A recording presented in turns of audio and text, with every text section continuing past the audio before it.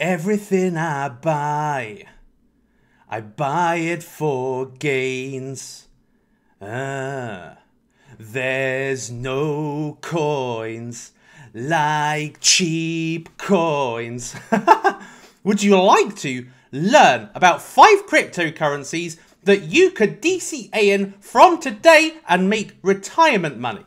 I am going to be showing you 5 cryptocurrencies and what the return on investment would be if you were to start dollar cost averaging into these cryptocurrencies. I'm also going to be talking about is now the opportune time to actually be investing in cryptocurrencies. My personal plan is to make $13,000 for every $100 invested. And how am I going to be able to achieve that? You will find out in this video. So if you're excited to learn more about that, then make sure that you watch on. My name is the Suppoman, your superhero of 100x altcoins. I find you the ways to make FU money so that you and your generations of families to come are going to be able to live off that and never have to work, never have to worry about inflation. So make sure you smash a like on this video if you enjoy what you hear, subscribe and join 113,000 awesome people in Team Suppo, and hit the bell notification so that you can be notified when I go live, because these live videos are without doubt the most important times to watch me, because you can ask me questions about investments you want to make, and furthermore, you can capitalize on my 5 years of experience and kind of knowing how cryptocurrency is going to pan out.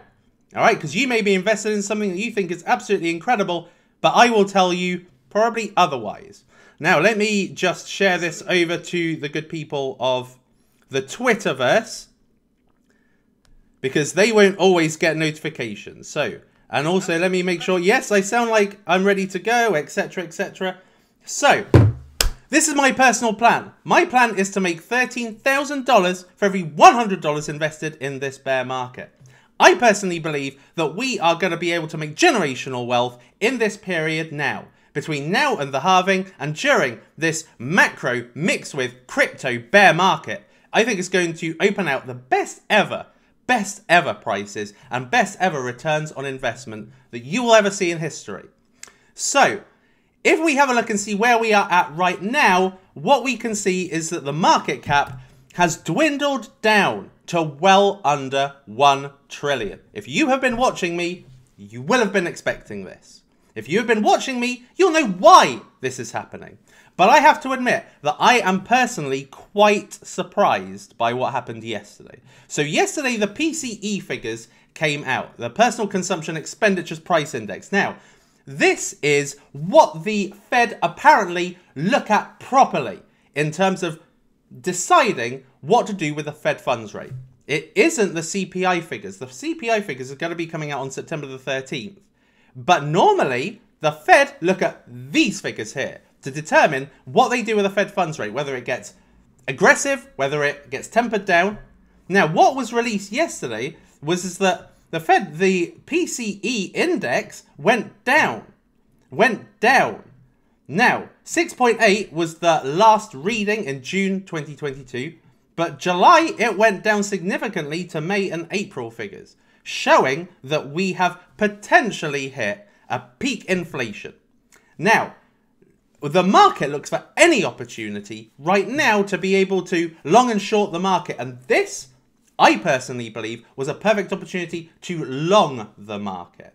Now, if we have a look at where the price sits today and where it was going to be going in the short term, this was the turbulence zone that I've been talking about, this turbulence zone in early September. This is a turbulence zone that has essentially hampered cryptocurrency for the last 5 years. For the last 5 years, every single time in early September, cryptocurrencies have a massive dip. It is a notable dip. September and May tend to be the most bearish months for cryptocurrency.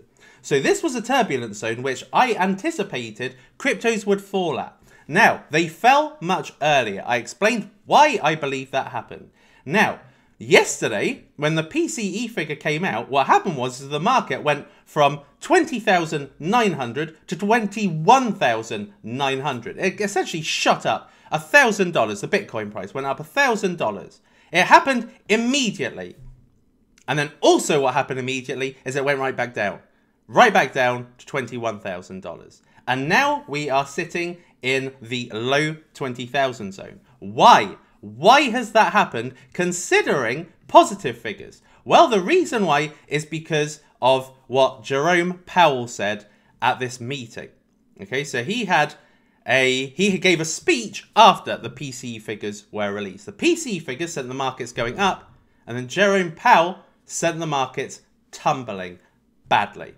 So, Bitcoin slumps to the lowest level in over a month after Powell affirms hawkish monetary policy. Now, if you know the difference, hawkish means aggressive with the Fed funds rate, and dovish means lenient with the Fed funds rate. So dovish is almost like easing, and hawkish is tightening. So what he said is that more restrictive rates were going to be coming in the near term. Now, I warned of this. If you've been watching me, you will have seen I warned that more restrictive rates were going to be part of the course. So this should not be a surprise, but I am very surprised that essentially the market priced in the negativity from yesterday rather than the positivity. The positivity was only priced in for a little bit. And as a result of that, Bitcoin now hangs in the balance. Okay, so we are sitting, as we have been for the past 14 hours, at low 20,000s. Okay, so we've got a support area of quite a few touch points here that is keeping the price up at 20,200. It is going slightly below it and slightly above it, but 20,200. Now, should Bitcoin bearishly break below this, the next support area is 18.9k. All right, so that is the potential route or avenue that we are going to be going to in the short term. But either way, I do see increased turbulence because we are coming into September and we are going to be having CPI figures. So I personally believe that we are possibly going to be seeing a bottom, a new bottom. Now, I think that new bottom could be temporary because of the midterm elections. And that is the only reason why I personally believe that the bigger bottom is coming next year, the beginning of next year. All right, so anyway, but whatever the case, Bitcoin is looking very perilous at this present time.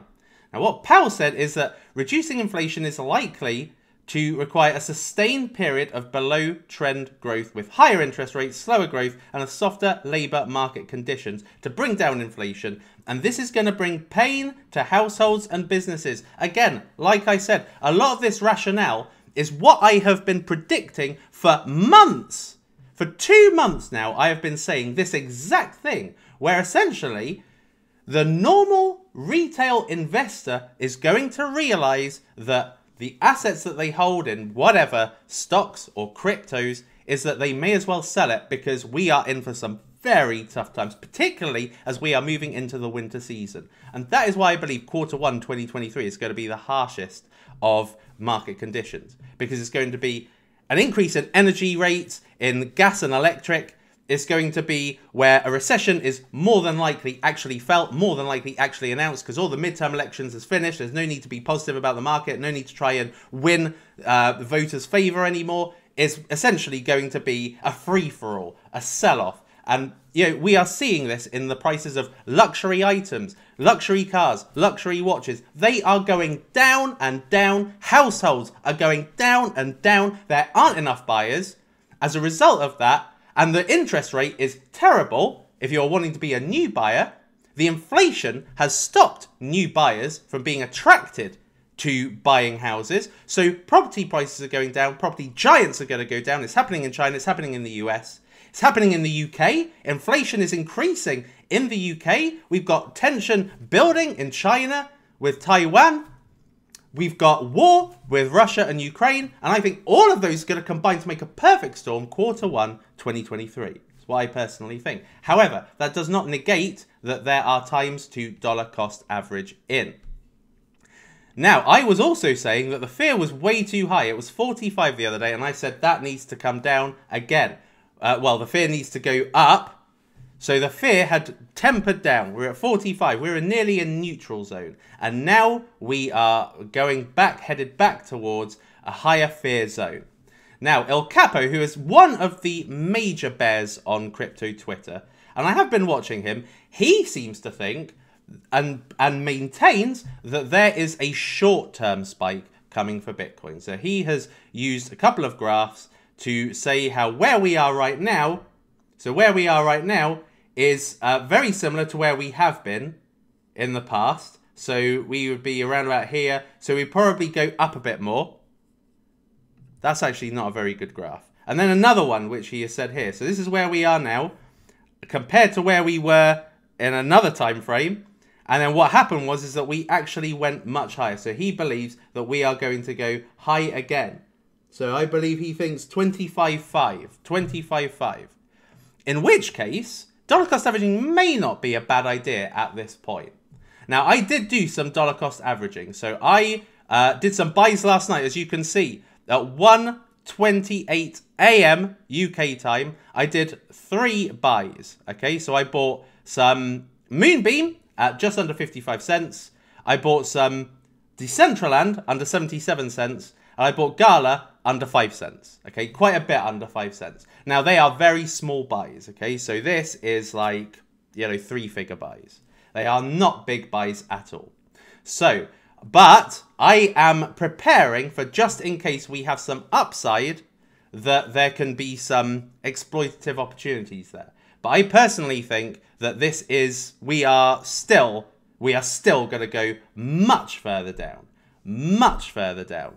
I do believe we are going to, this local bottom of 17.5, which I've been maintaining ever since the actual date that it happened, that I think that's actually going to look like a high eventually, and it's going to be a resistance zone eventually, because I think that we are going to go to 14,000, if not 12,000, and if not, worst case, 10,000 for crypto, for Bitcoin.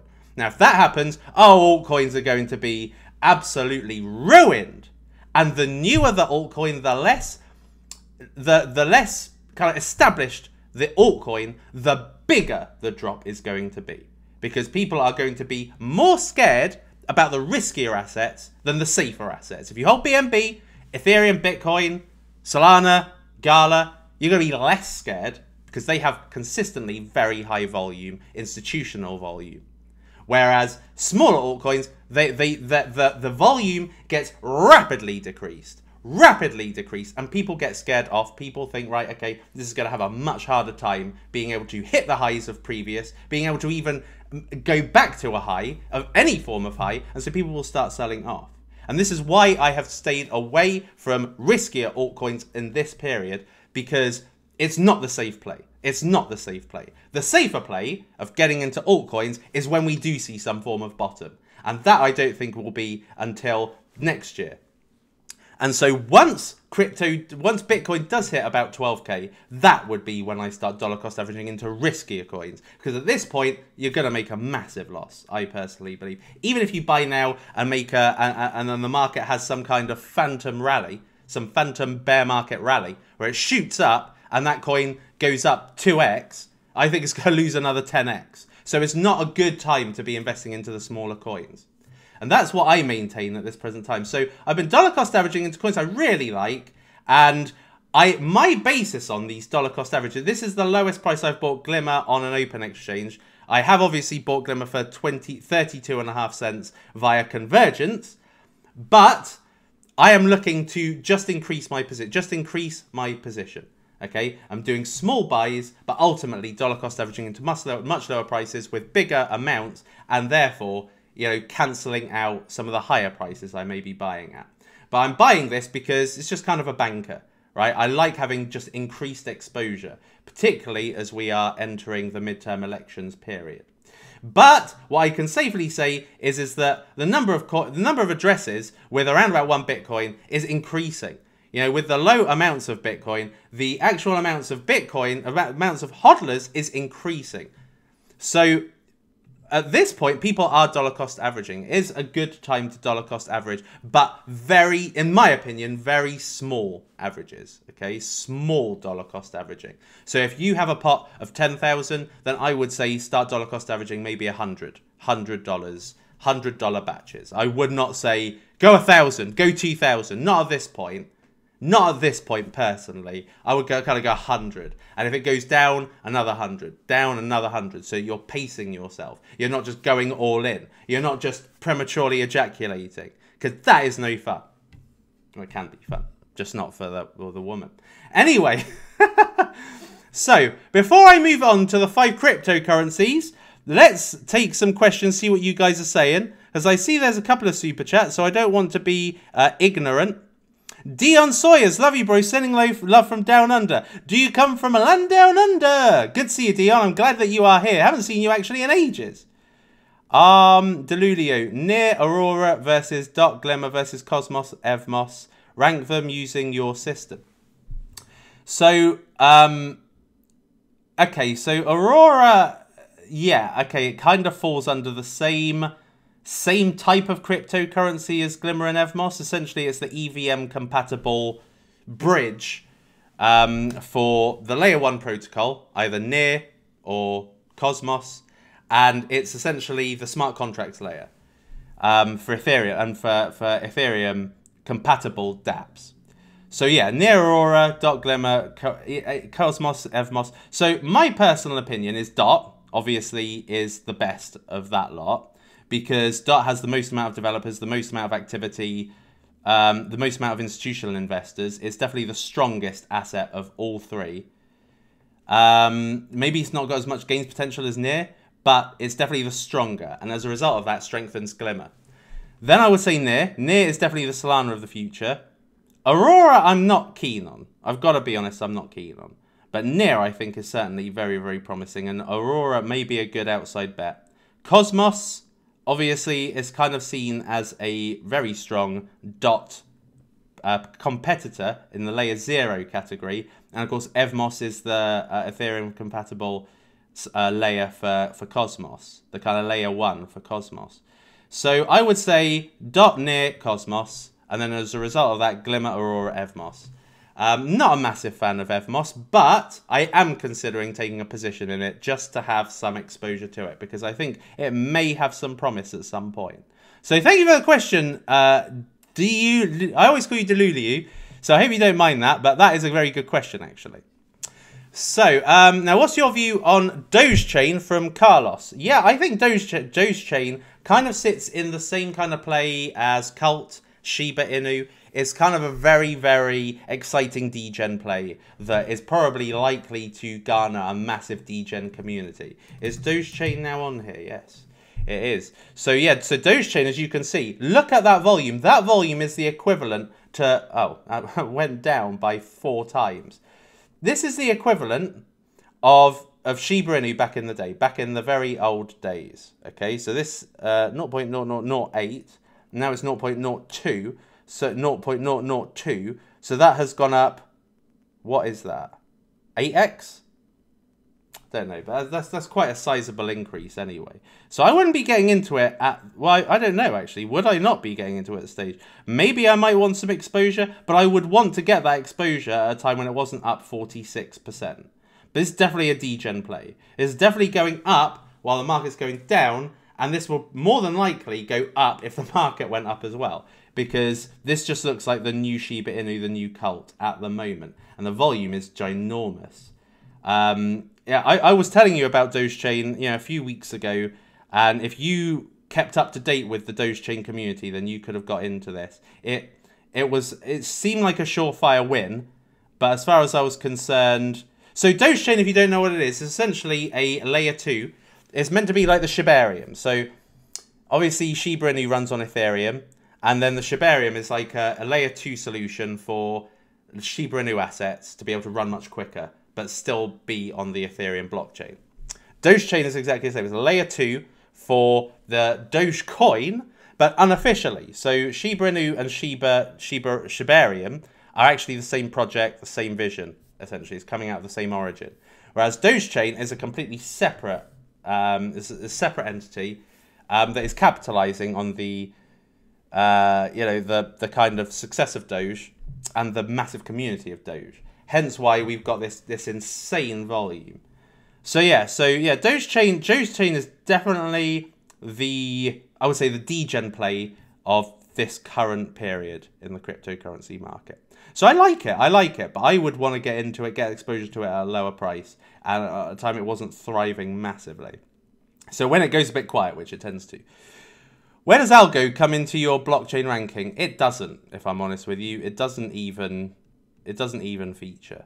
Like there are a lot of layer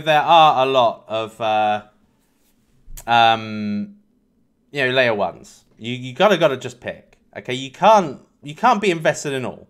Otherwise, you'll be massively diluted in terms of, where you've put your money. As a result of that, for me, algo looks weak. So I'm not interested in algo at all. Dogechain website looks rubbish. Okay, let's have a look at that. But do not. That doesn't look right. To me, that looks excellent. Okay, hold on. Let's have a look and see what the Doge website looks like. No, that looks shit. This looks like something out of 2017, 2016. It looks utter crap. It looks like cancer. Whereas this actually looks quite fun. It looks quite fun. It's very much within the style of a degen play. Very much in the style of a degen play. It's just, the degen community taking matters into their own hands. So yeah, this one's a good play, I think. And but at a better price. And when it's cooled down a bit, you never know how this one could do. But I would say that the community is definitely quite big in this one. Oh, let's say hello, people. Renee Stock, Dijan, Alan, Chris, Tom888, Vin DXB, Mark, Delulu, Patrick, Uncle Sam, Lindsay, Thomas, Britcoin, Powell, Stefan, Travis, Tommy Villes, John Lee, Paul, Vanish Action, Ali in the house, A-Man, Astro Bear Z, John Lee, Dario, Edvinus, Brian, Plan C, Harry Finance, Rory, Miswa, I hope I got it right that time, Crip Tip, Glinbert, Eyes of Lazar,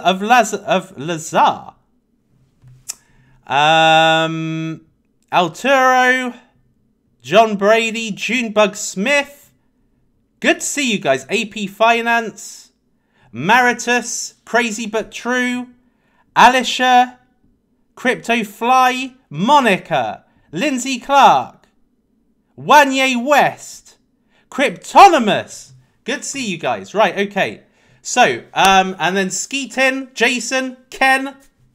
Hi, Ken. Would you like to come in? Sure, Ken. Right, okay. So, what an a-hole. Right, see, it's already coming down. So, yeah, I would wait to get into it at a less volatile time. Right, okay. Panto basketball. Let's get this going then. So, people, what are the August 2020 DCA ROI opportunities? So, I have told you that I'm looking to make $13,000 for every $100 invested. That is essentially 130x. I definitely believe that given where I see the market going, given that I believe we are in for much more horrendous times, I personally think we are going to be really feeling it. I don't think at the moment, if you guys are honest with yourself, you're not really feeling it. I'm not really feeling it. I'm kind of feeling it, but not feeling it. I'm getting badgered for money for my bills, and I am starting to feel it, but not really feeling it. And it's when you really feel it, that is the time to buy. But what is the ROI from this point? What should you be looking at when you're dollar cost averaging in? Because this is very, very important. So what I'm going to be discussing is the cryptocurrency of these 5 coins, the price now. So what is the current price? What is the expected, to me, a bull market peak for the next cycle, and then the return? Okay, so what is the return if you were to invest $1,000? What is the potential return for every $1,000 that you invest today? Because the reason why I'm bringing you this is because when you are dollar cost averaging, when it is a bear market and when we are close to the lows, because we've gone from 70,000 to 20,000. At worst, we're going to go from 20,000 to 10,000. Now, there's a lot of chop that's going to happen in that area. Believe me. There's a lot of deaths of cryptocurrencies. There's a lot of cryptos to be killed in that period. And there's going to be a lot of cryptos literally rinsed down to their bottom and just barely hanging on to a community.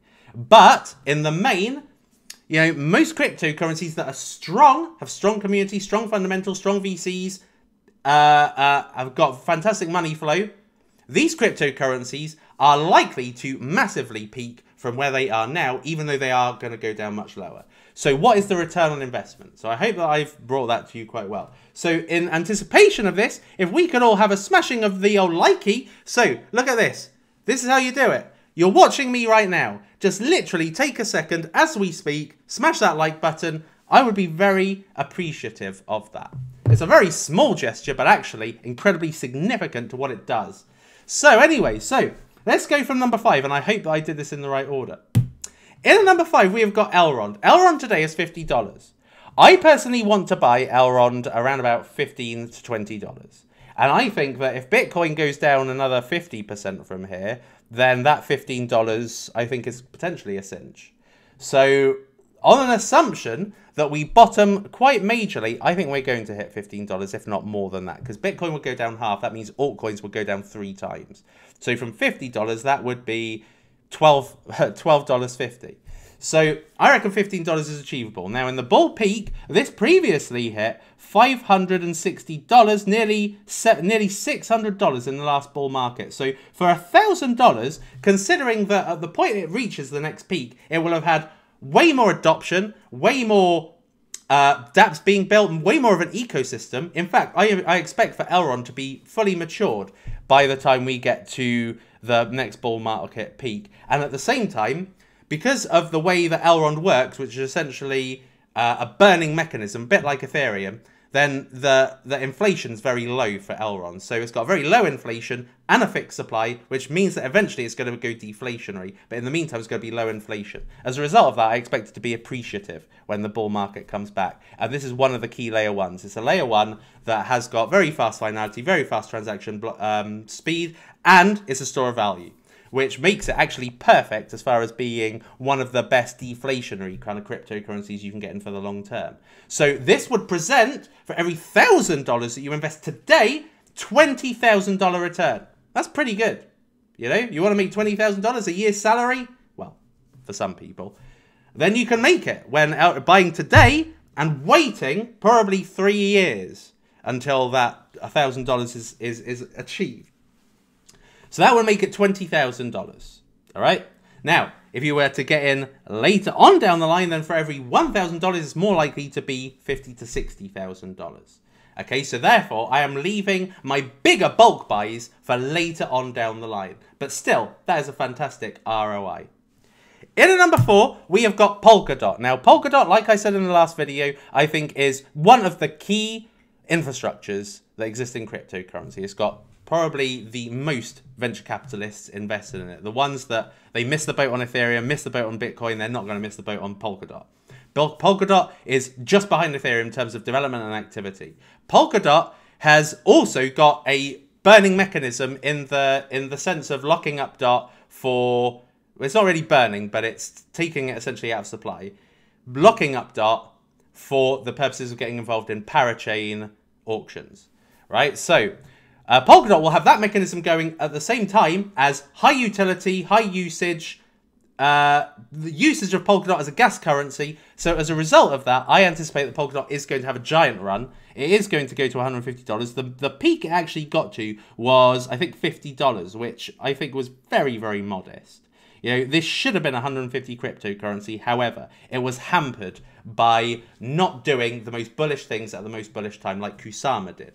But I think it's going to have more than that day in the future. So as a result of that, every $1,000, if you buy today at $7, which is only 2x more than I started buying it at, then that is a potential $21,000 for every $1,000 invested. Again, not incredible, but for every other 1,000 that you add, the more 21,000s you add.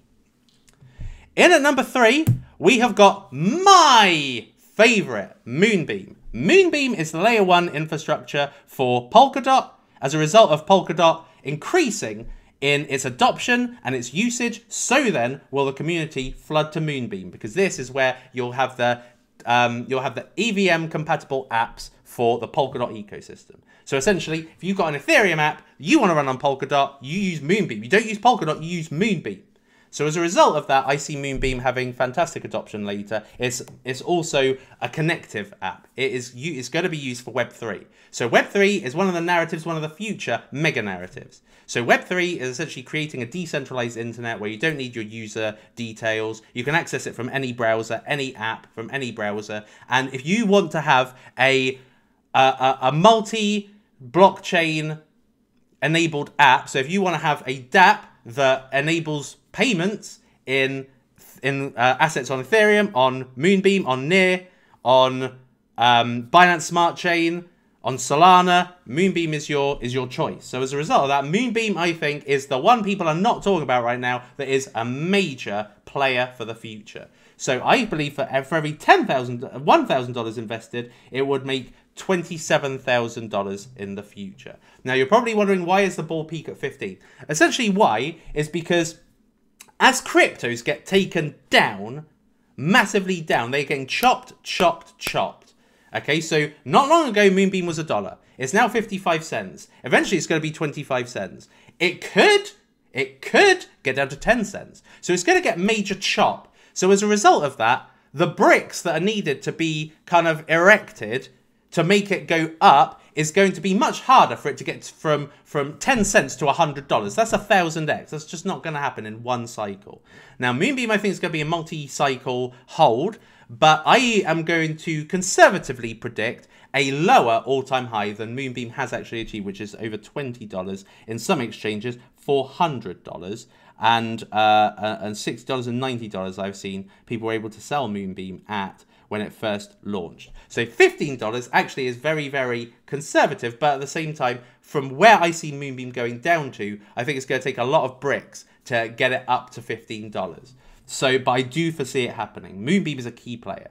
All right, think about Ethos. When I got into Ethos at 5 cents, and that went up to $12. That could easily be achieved by Moonbeam, because Moonbeam is a much better vision, much grander vision, has VCs, has strong money flow. So as a result of that, I expect for Moonbeam to deliver fantastic returns on a $1,000 investment. In at number 2, we have got Decentraland. So Decentraland, you see, I bought last night for, was it 74 cents? So right now it's it was 76 cents I bought it for last night, just under 77 cents. So 76 cents is what Decentraland is at. Now, why I like Decentraland, why I think it's got massively appreciative characteristics is because it's deflationary already. Like, it's fully minted, like it's fully out. There's not going to be any more coins added to circulation. That means that for every, Decentraland NFT, Decentraland land, Decentraland character, Decentraland asset, it's going to be burning mana from supply, therefore making it deflationary. And given that it's got very strong money flow, it's definitely seen as one of the assets to park your money in to a strong deflationary asset as inflation goes up, then I believe that Decentraland is going to have a massive spike to $20. That means that for every $1,000 invested, that is about $32,000 return. Okay, so hence why Decentraland was one of the ones I went for last night. Now, I do think that Decentraland is going to come down. I do think Decentraland is going to come down to about 20 to 30 cents, if not more. If not more. I think that what protects Decentraland is its strong money flow. But that at the same time could work against Decentraland if we were to have, essentially the pain being felt. If the pain gets felt, then people will start to sell off. Okay, so the massive amounts of volume that is going into loads and loads of Decentraland holders could work against it. As a result of that, I expect it to go down to maybe 30, 20, at worst, 30 cents. 30 cents is where I would be buying this. Okay, it's very, very strong. As I said, deflationary. It had only a 1-month bull spike in November. It could have gone much higher. If the crypto bull market had gone into March 2022, then Decentraland would have hit $20, like probably with ease. So anyway, but I think in the next bull peak, Metaverse is going to be huge. Metaverse is getting much bigger already. You know, we're already seeing the improvements in virtual reality headsets. Virtual reality headsets are having better frame rates. Virtual reality headsets are having more apps created. So the metaverse is a growing trend. It was a mega trend already in November 2021. But I think it's going to be a matured trend. And Decentraland is essentially the Bitcoin. If you look at the store of value of Bitcoin, Decentraland mimics Bitcoin as far as being the Bitcoin of the metaverse. Whereas Sandbox is inflationary. So that is more Ethereum, old Ethereum, like ETH.1, essentially. So yeah, so I think Decentraland is a very, very good bet. Again, 32,000 for every 1,000 invested. And, you know, I would personally be looking to invest a strong 5 figures, maybe about 30,000 into Decentraland at 30 cents, probably 30,000. That would give me roughly 80,000 for every $1,000 invested. So times 30. You do the math. Right, number one. What do you think number one is? Let's have a look and see what you guys are saying. Number one. Just give me your number one. Joseph, what is your opinion on the risks associated with the upcoming ETH merge? Could there be any negative impact on the price of ETH-based stable coins? Yes. From the point of view, it's a buy the rumor, sell the news. Obviously, Ethereum Classic, Optimism, Ethereum name service, a lot of these assets went up dramatically when the Ethereum merge was announced. Now, as Ethereum is also, like Bitcoin, moving into a turbulent zone, a key support level where it could go down to 1,300, and then subsequently, if it breaks through that, $1,000, which, given that September could be a very bearish month, that could happen. Then yeah, ETH-based or ETH, you know, things that were strongly correlated with ETH going up will probably go down. So Optimism has already had a massive cooldown. It's now $1 where it was $2.30 or something. So yeah, but long term, no. Long term, no risks. Okay, so use any of the price of the dips happening in Ethereum and on Ethereum assets as a reason to get in. Okay. I'm not sure what's going to happen with ETH after the merge. I don't know when the ETH merge is. It was previously 19th, then it moved to 16th, and now it has moved to 6th. So I don't know what the exact date is, but either way, I think the Ethereum's going to come down a lot more than it has already. I think it's already overblown. So, but we'll have to wait and see what happens. You know, does that fractal that El Capo talked about, does that play out? Who knows? We don't know. Okay, so you just got to take the opportunities as you get it. So let's have a look and see what you guys thought was number one. Suppo coin, Moon River, Ave, Kronos, Near, Energy Web Token, VeChain, Mina, Kronos, XRP. You'll never find that on one of my lists. Yeah, Kronos,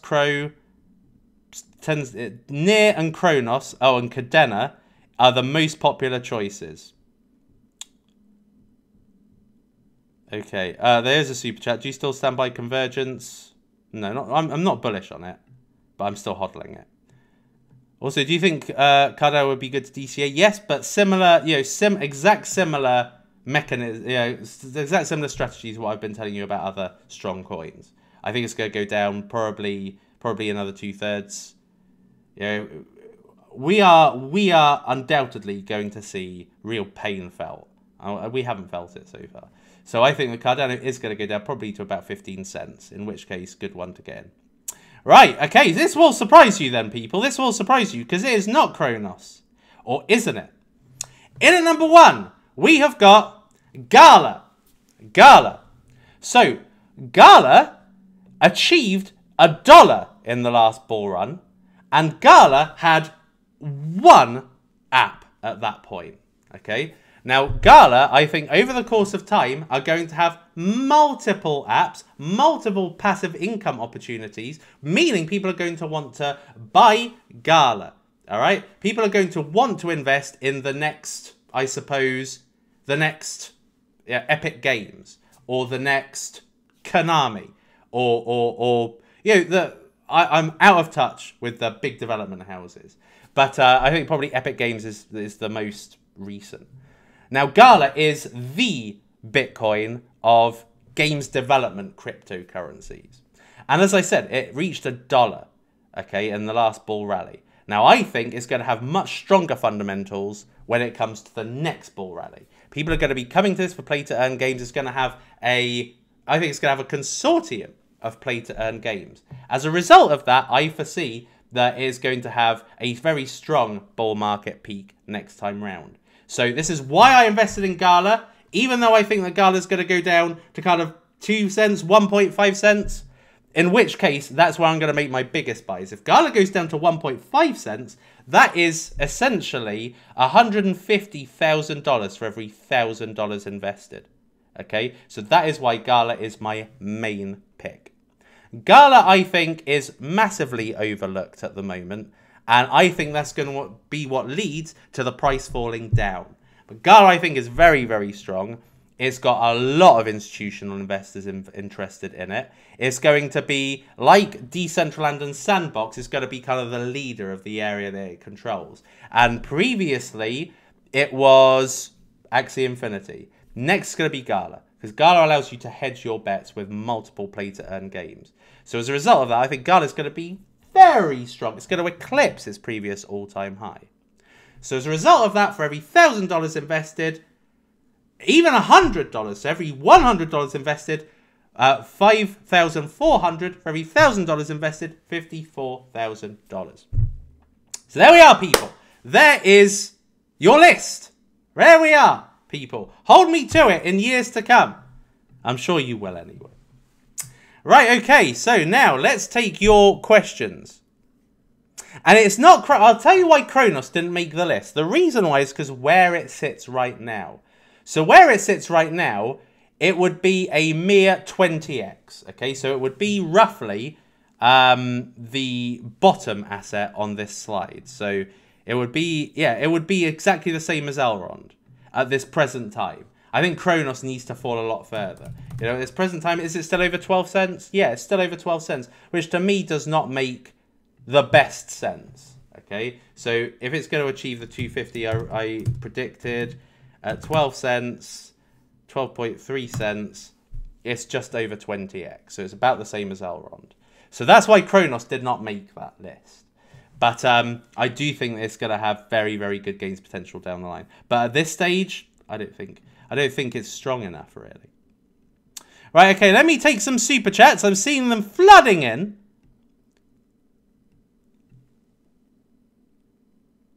Bear with me. Just need to take some a-hole out of the chat.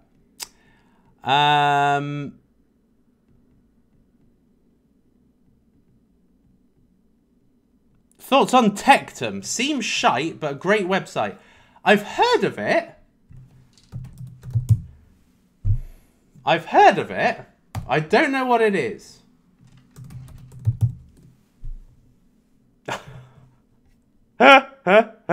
I should probably put Tectum Crypto. Yes, so we've got 3 strong assets coming out soon. We have got Sui, we have got Altos, and we've got potentially Tectum. I have heard about this, but I've not done my research into it. $2.50 purchase with Tectum wallet, offer valid. Right, okay.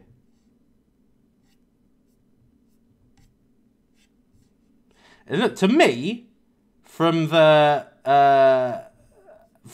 the face of it, it looks a bit like credits.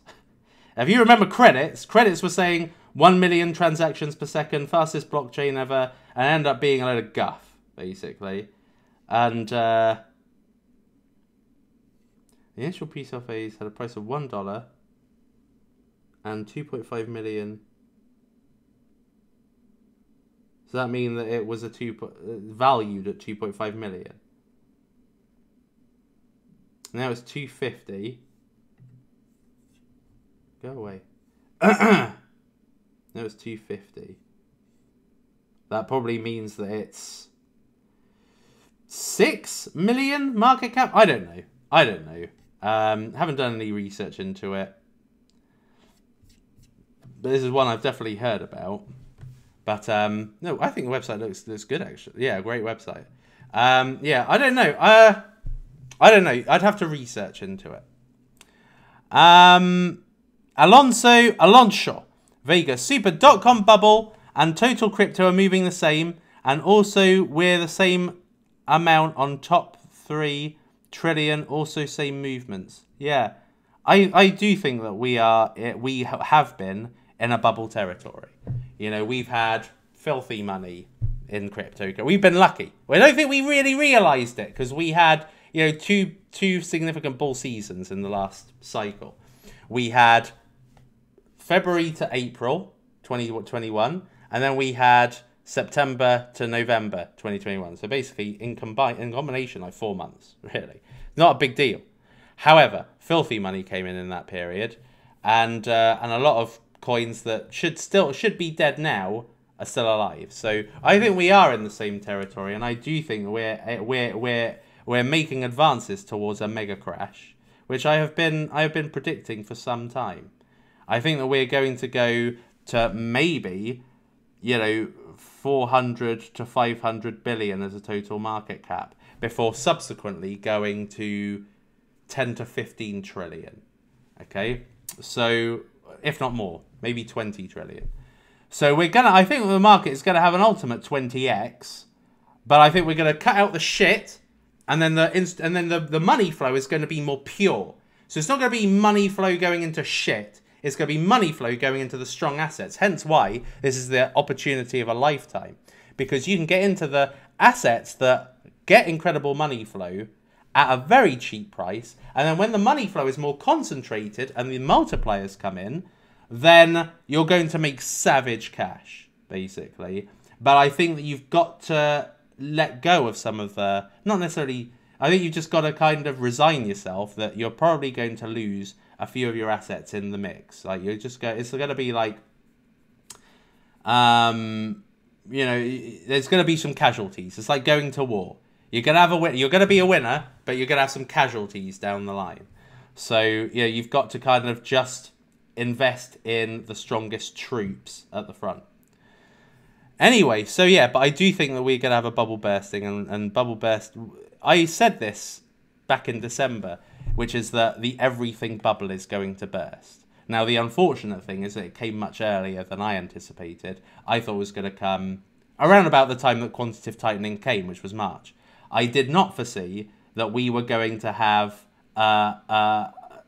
basically the Christmas run cancelled totally.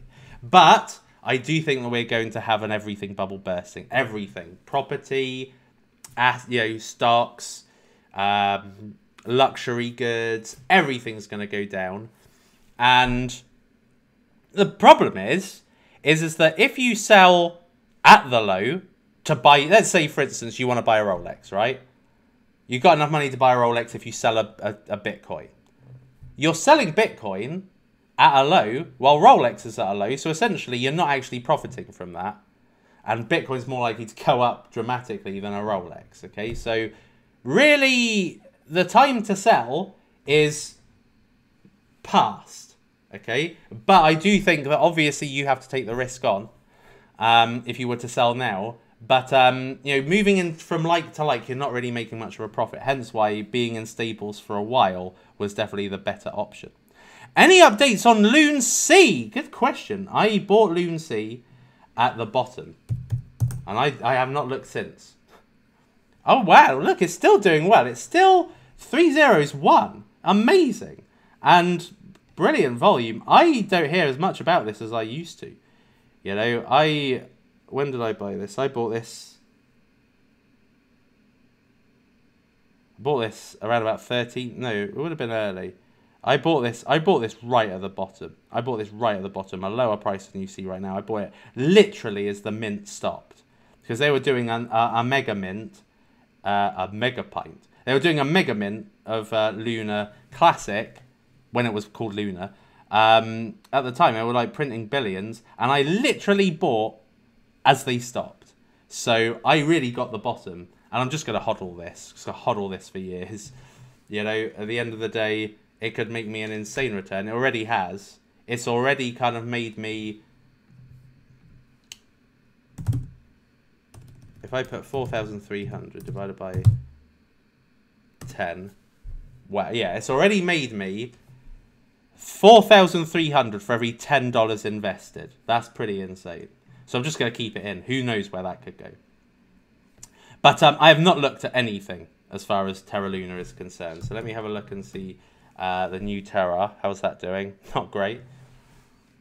So yeah, so Terra Classic looks like it's in the background degen play. Super, what do you think about Ave, Sol, and Talor?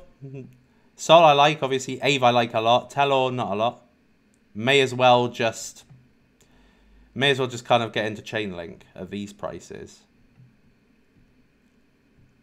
Suppo, would this list be the best bet for a new low capital investor? Yeah, I think so, yes. I think that what you need to do is you need to invest in assets that aren't going to make you run away.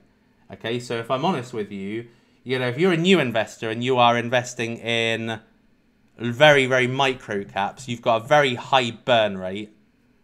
And as a result of that, you're likely to just kind of drop it all and leave the market and say F you to crypto. So what I would say is that you need to kind of be in very strong assets with good money flow, likely to survive the bear market, and also move on in future cycles. And you've got to take bets on certain asset classes. So as you will have seen, what I've covered mainly is layer ones and metaverse. So yeah, so if it's all, that's even better. Tectum rectum. Yeah, I think that's what showed up. What about Supra? I turned down Supra, actually, in the end. This coffee is going to be cold now. Still tastes great, though. Yeah, so I passed on Supra in the end. Not that I think it's going to be bad, though, but I just think that you'll probably be able to get it under IDO price. If it even comes out in that time. Any chance to review TrueBit? I have already looked at TrueBit. Optimism is definitely one I'm targeting. Optimism didn't make the list because of its inflation.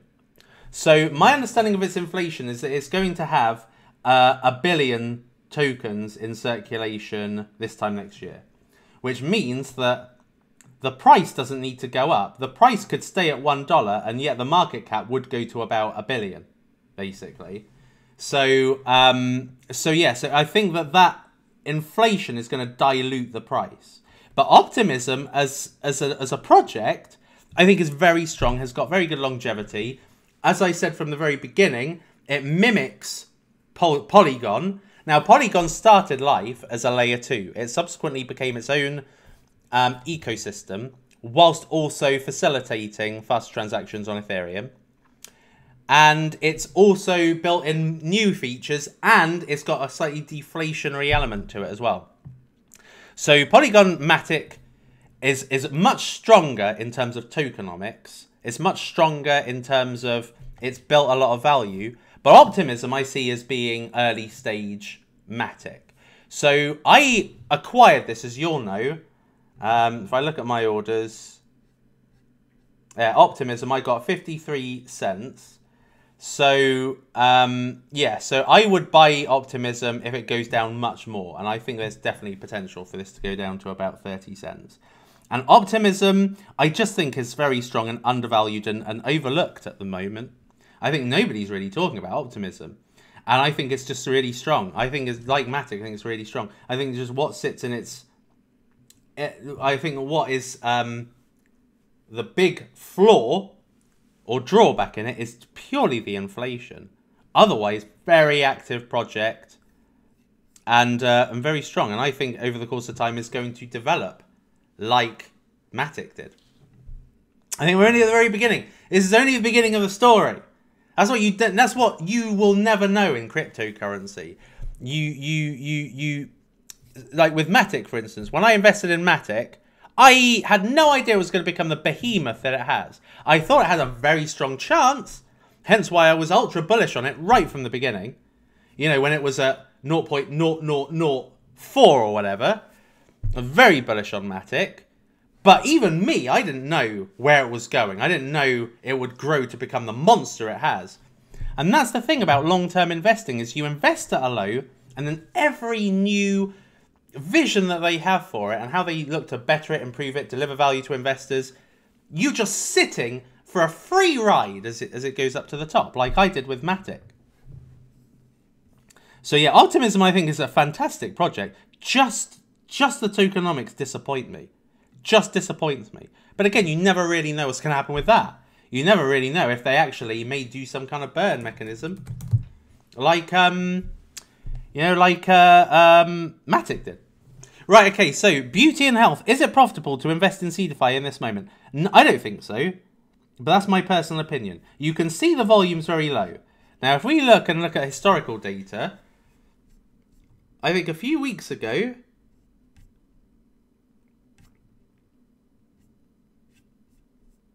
maybe I'm wrong. No, it wasn't. Okay, so I was going to say a few weeks ago when this rallied from $1 to $2 or something, and then it was $3, it had a much higher volume, but it didn't actually. It didn't rally. So this has maintained a pretty consistent volume, which to me is probably real volume. It's probably not manipulated volume like market makers, etc. But Seedify is part of the Launchpad collective, right? And Launchpads at this present time are not bullish at all.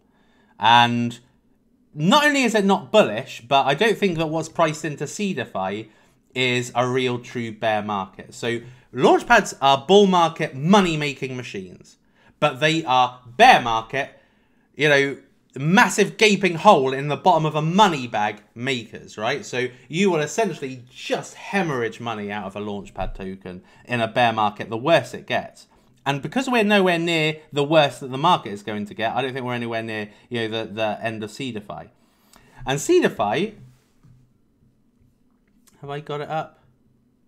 And the token, all-time high. Let's have a look and see what Seedify actually hit as an all-time high. This is the all-time high index. $60! Holy shite! So it is very strong as a Launchpad. It definitely has. It's definitely got kind of the, I would say, the whale favour. If any whales were to get into a Launchpad, it's more than likely they would choose Seedify. What has put me off Seedify is the lack of guaranteed allocation. You have to be a very high tier for that. So in which case, to get into Seedify, I would wait for it to go to... What's the lowest? Maybe it won't show me a 90-day low. No, it's not. So I would say wait for this to go to about 20 cents, I would say. 20 cents, then fill your boots. But at this level, definitely not. Jeremy Crocker, thank you for the 10. I think that's Aussie dollars. Did you have a question, Jeremy? And what's the serial number on that, Jeremy? Suppo, you legend. You've answered all my questions. Just wanted to buy you a beer. You are a legend, Jeremy. I love you. You are brilliant. I love that generosity. That's awesome. You are brilliant. And fortune favours those with amazing karma. So I think that the more generous you get, the better, the more money comes to you. The more generous you are. The tighter you are, the more mean you are, the less money you get. Hence why I probably don't make that much money. Because I am quite mean. I am quite tight. So why LDO the worst? Where did you read? I never said LDO was the worst. Thank you, John James Power. Suppo the real deal. Crazy but true. Bolt Plus. What the fuck is that? Sounds like a massive shit coin. Not even one there. There's no coins like cheap coins. Binance. Bolt Global. Why is it called Bolt Plus? Bolt Plus TV. Streamers. Oh, okay. Okay. Alright, look at moi. Okay, so this is like looking to be like veracity, I'm supposing.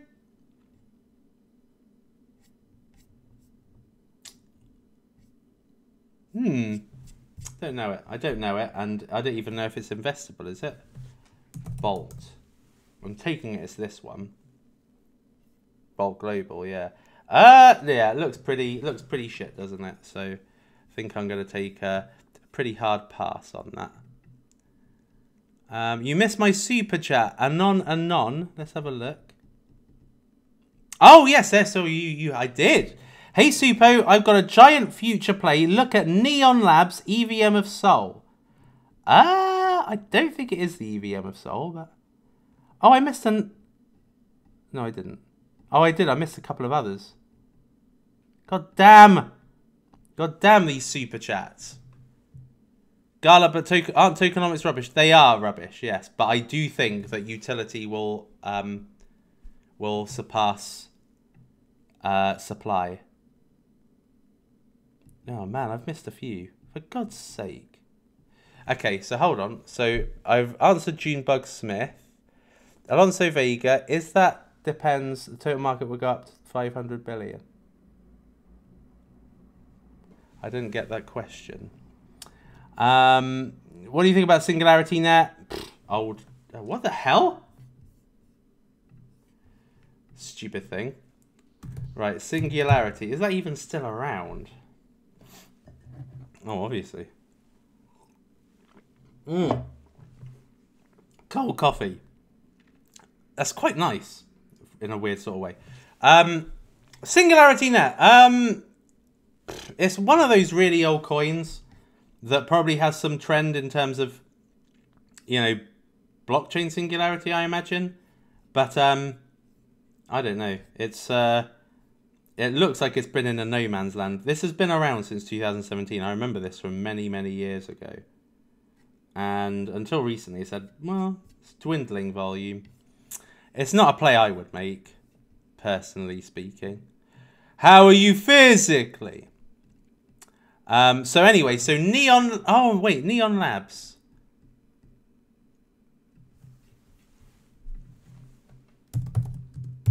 No.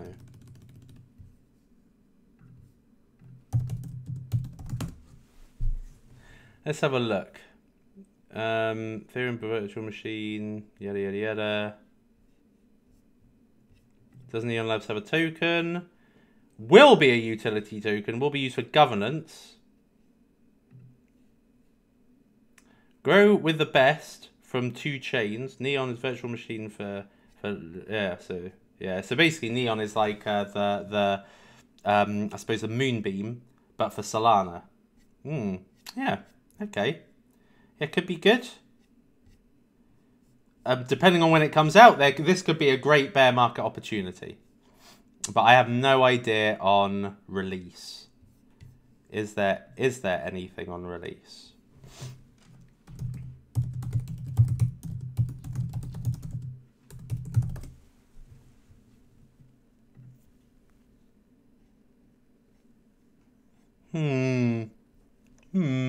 There doesn't seem to be any real details on it. Token late sale soon. Yeah,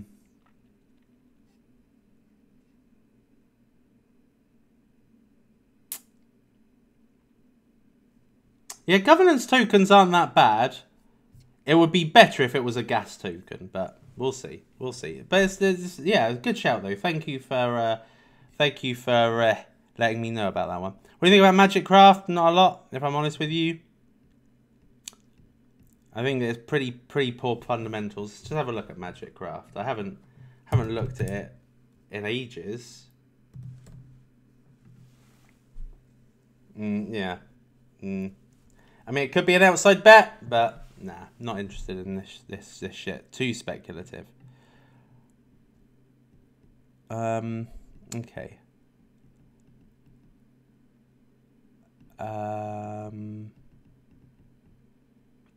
Uticha, thank you very much for the 20 CZK, whatever that is. But thank you very much for your generosity. And if you do have a question, I don't see one, but thank you very much. From Ted, this is a mean question, but you're man enough for it. If you had to pick just one off your bear list, which would it be for the next bull? That is putting me on the spot. I must admit, that is a very mean question. But I'm more than man enough for it, I think. So if you mean my bear hit list, if I had to go all in, one coin, ouch, that's tough. Because these satisfy my overall investment organism of layer 1, payment, speculative, top assets. It's like it's a real mixed bag. But if I was only allowed to, if I had a gun to my head and it's like, Suppo, you can only pick one. Oh, God, that's tough. Obviously, I have been very bullish on Moonbeam, very bullish on Gala of late, and very bullish on Kronos of late. They probably have the best multiplier potentials. Oh, but... oh, that's so tough. That's so tough. It'd have to be something that kind of combined everything without having to be in all of these. So something that was Metaverse Layer 1, had all the... had the store of value deflationary element as well. In which case, it'd probably be Elrond. Funnily enough, it'd be Elrond. Moonbeam is second. Moonbeam has a 5% inflation, but it's also got 80% gas burn, 80% Moonbeam burn with gas. So the more utilized it is, the more deflationary it becomes. So over the course of time, as it gets more utility, dApps, etc., adoption, then I foresee that it's going to burn through a lot of the supply that is kind of inflating it at the moment. This is why Moonbeam keeps going down. So Moonbeam is going down at a much faster rate than others. So if we look at Mina and Moonbeam, we're roughly the same. If not, Mina was slightly below Moonbeam. If I just have a look at when I bought. So when I bought Glimmer 68, this was back on the 17th of June, and I bought Mina at 60. So Mina was much lower price than Moonbeam at that point, but Moonbeam's getting deflated because of the vesting tokens. So once vesting is gone, there's high utility and there's burning. Moonbeam will be a way better asset, but at this present time, it'd probably be Elrond. Yeah, it'd probably be Elrond. And I don't feel good about picking just one. But that just shows you how seriously I think about it in my head. And it has to kind of have multifaceted nature and bring in a lot of money. Would it be Elrond? Okay, it'd be between Elrond and Nier. I'll probably choose Nier. Yeah, probably choose Nier. It'll last more cycles than anything else, I think. Ted, I appreciate you for putting me on the spot and challenging me today. That is the most challenging question I think I have had in a long time. So, what the fuck? Reverend Flashback! 100 euros! That's insane! Reverend Flashback, you're a legend! Thank you very much.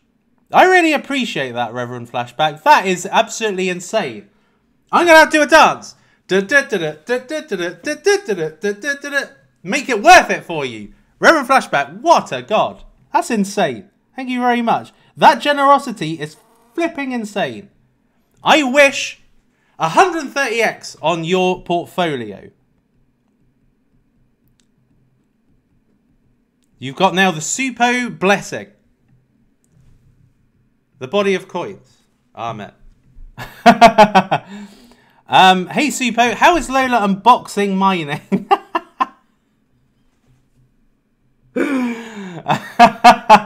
Box mining. That's the funniest thing I've seen. You mentioned Kuma as the next Shiba last year. I don't think I did. I know you are going to call it a shitcoin, but they are coming out with a new swap and new staking soon. Kuma has stuck around. Do I think it's strong? No, I would probably say Flocky Inu was the next strongest. No, this looks like a big steaming pile of crap. It's died, I think. And this would probably be one for the graveyard come the bear market. The bear market, you know, when the bear market hits peak. So I would not recommend Kuma. But box mining's good. I speak to him on the regular. Lola, I don't know though. Lola, last I remember, she was working for some Oracle cryptocurrency project. I think it was DOS or something like that. I wonder how DOS is doing these days. Let me just have a quick gander. Oh, well, not very good. So I'm imagining she probably moved on to bigger and better things. Yeah. So Danny, I don't think that whatever new things they've got coming up is going to really save Kuma. Sir and Pon Suppo, your thoughts? Let me just see how long I've been on. So I've got to go very shortly. Formula 1 qualifying is on soon, and I do not want to miss that. So bear with me a second. Yeah, I don't want to miss the qualifying. What about Crypto from Cryptonymous? What about Crypto Daily? Not seen him in a while. I've tried contacting Crypto Daily on as many mediums as possible, but no response. He's gone. He's gone.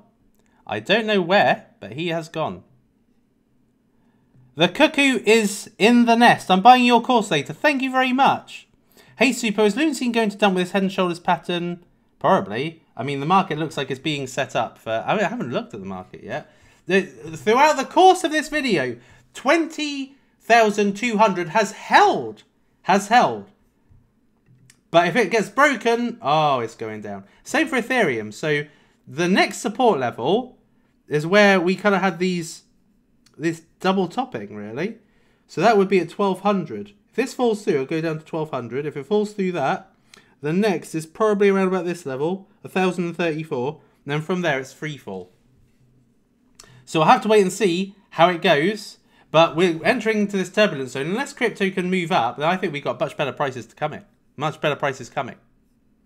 By the way, people, if you could, I would be massively delighted because we got a load in the house, nearly 500 people, but only 338 likes. So if you could do me a quite literal solid and just smash that like button, I would love you. And as soon as you press it, essentially feel Suppo's love coming through that thumbs up. Yes, kicking it in a Saturday, Suppo. Yes, I am. I thought I'm not going to have much time later, so I may as well do it now. What about Stargate? From K-Bond. Stargate.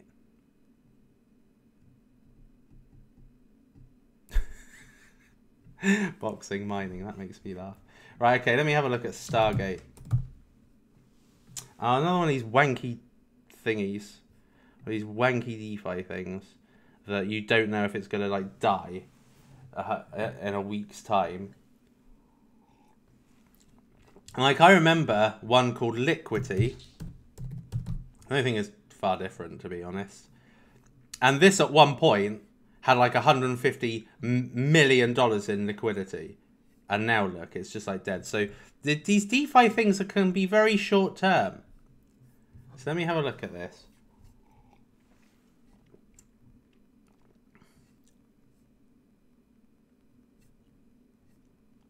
Omnichain. I don't get it. I don't get what the fascination is with this. Maybe it's in the farming. APY is a pretty shit. Connect your wallet to see your available assets to stake. So are you able to stake directly from your wallet? That, I think, would probably be the... Lock your STG. I don't know. I can't really tell. It's not really my area of expertise, so I couldn't say. We are from Hulk Inu, and we love you, Hulk. Thank you very much, Ronald Jameson. Right, I think that is it. I think that is it for today's episode. What do you think about Kylan Shitlin? Pile of crap. Cadena.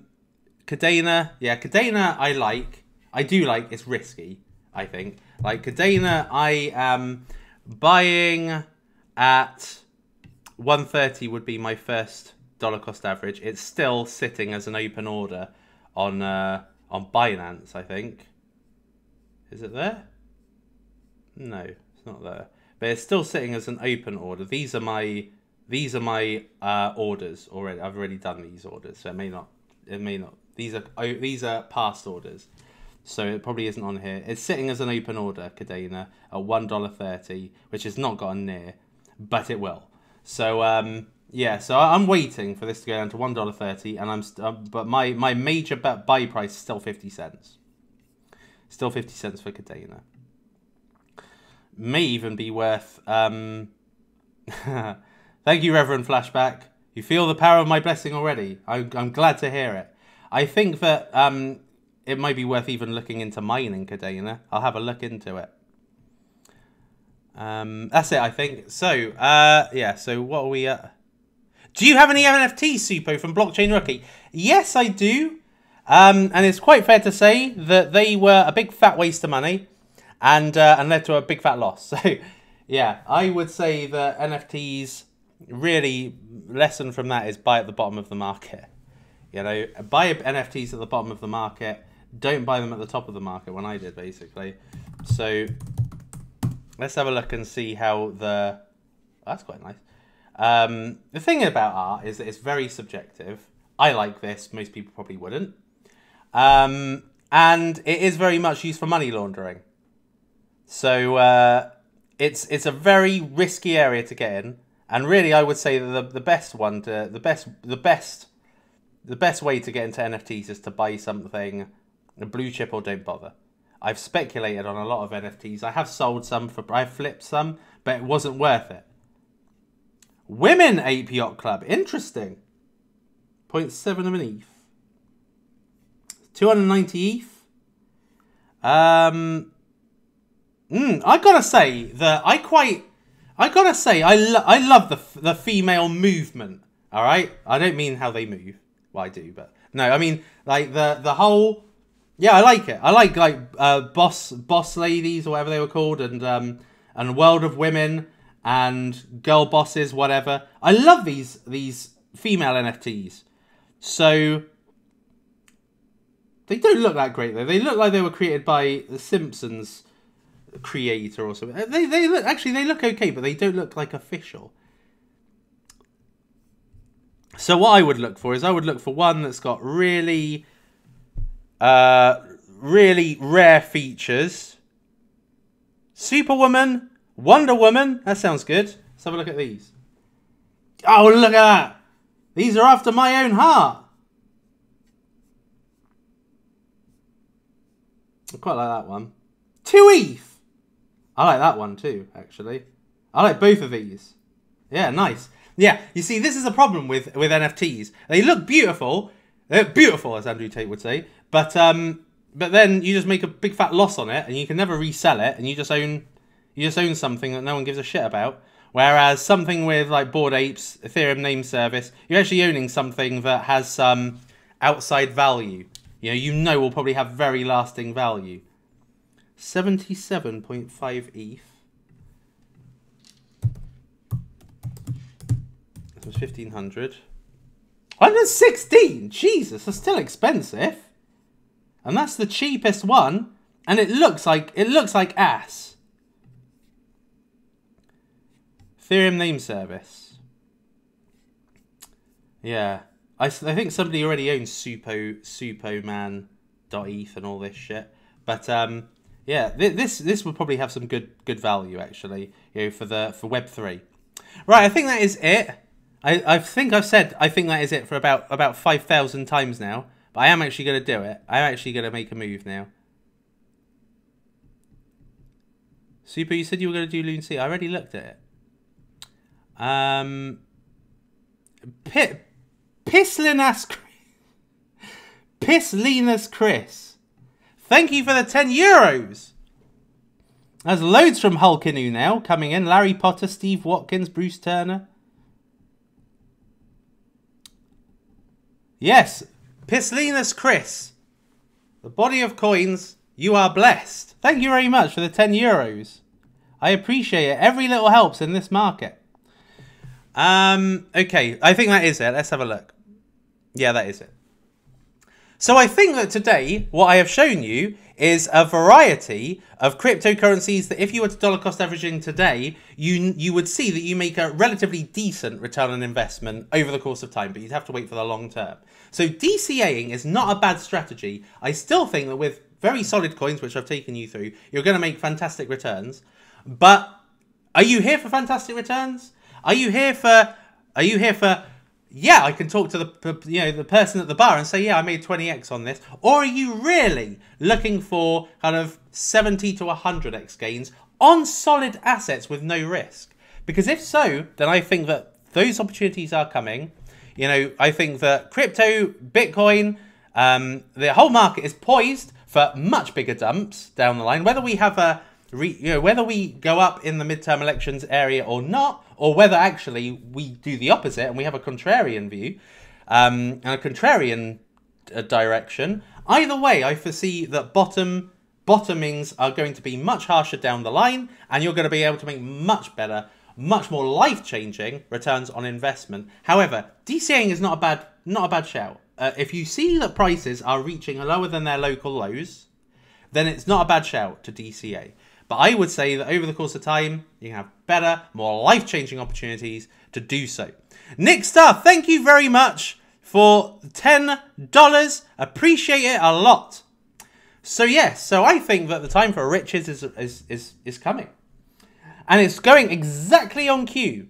Exactly on cue. The amount of people that have said, Suppo, you were wrong.